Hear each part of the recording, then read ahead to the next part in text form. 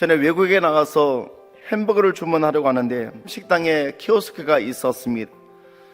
그래서 시키는 대로 메뉴를 고르고 토핑을 어떻게 하고 계속해서 진행했습니다. 그런데 어떻게 된 일인지 마지막에 가서 결제가 안 되는 것입니다. 그래서 처음부터 다시 시도해 보았지만 역시 마찬가지였습니다.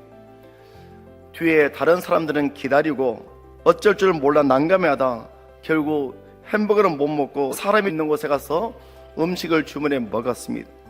그때를 생각하면 지금도 식은땀이 납니다. 오늘날에는 알지 못하면 음식도 먹기 힘든 시대가 되는 것 같습니다. 키오스크는 식당뿐만 아니라 상업시설과 공공장소에서 편리한 서비스를 제공하기 위해 널리 사용되고 있습니다. 그래서 현대를 살아가기 위해서는 반드시 알아야 할 지식입니다. 그런데 우리의 삶에 이것보다 더 중요한 지식이 있습니다. 그것은 바로 하나님이 어떤 분이신지 하나님을 아는 지식입니다. 왜냐하면 하나님이 어떤 분이신지 알게 되면 내가 누구인가 알게 됩니다. 내가 누구인가 알게 되면 내가 무엇을 해야 하는지 분명히 보입니다. 오늘 본문 말씀은 이스라엘 백성들이 하나님께서 약속하신 가나안 땅을 차지하고 각 지파마다 땅 분배를 마치고 나서 마무리하는 말씀입니다.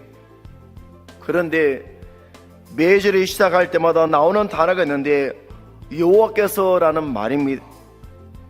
이 말은 이스라엘 백성들이 가나안 땅을 차지하는 시작과 과정, 마무리까지 모든 것을 하나님께서 하셨다는 말입니다.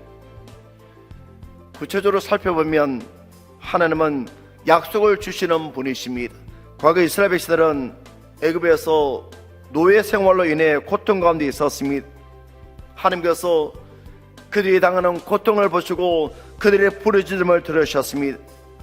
그리고 그들을 애굽에서 건져내어 아름답고 광대한 땅, 젖과 꿀이 흐르는 가나안으로 인도하겠다고 약속하셨습니다.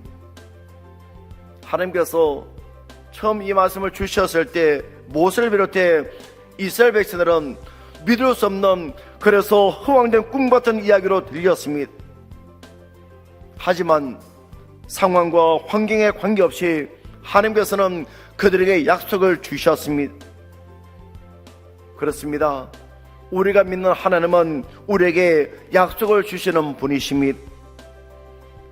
그러므로 우리 또한 약속을 주시는 하나님을 기억하고 그 하나님을 신뢰하며 살아갈 수 있는 믿음의 사람들 되기를 원합니다. 두 번째로 하나님은 약속을 이루어 가시는 분이십니다. 이스라엘 백성들이 어떻게 가나안 땅을 정복할 수 있었습니까?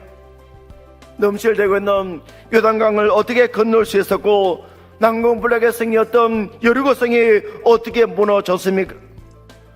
모두가 하나님께서 그들 위해 싸우신 결과였습니다.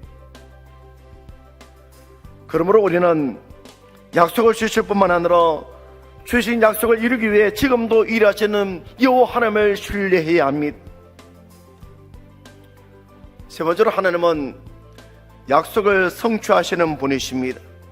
여호와께서 이스라엘 족속에게 말씀하신 선한 일이 하나도 남음이 없이 다 응하였더라.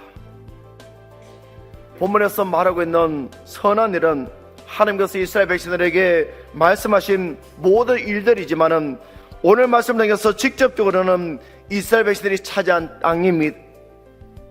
이 땅은 어떠한 땅입니까? 하나님께서 일찍이 그들의 조상 아브라함과 이삭과 야곱에게 주겠다고 약속하신 땅입니다. 여러분, 하나님은 우리에게 약속하시고 그 약속하신 대로 행하시는 분이십니다. 그러므로 우리가 약속의 말씀을 믿을 때 그 말씀이 힘이 되고 능력이 됩니다. 오늘 우리 모두가 떠나지 않으시고 함께하겠다가 약속하신 신실하신 그 하나님을 확신하며 믿음으로 살아갈 수 있는 하나님의 사람들 되시기를 간절히 축원합니다.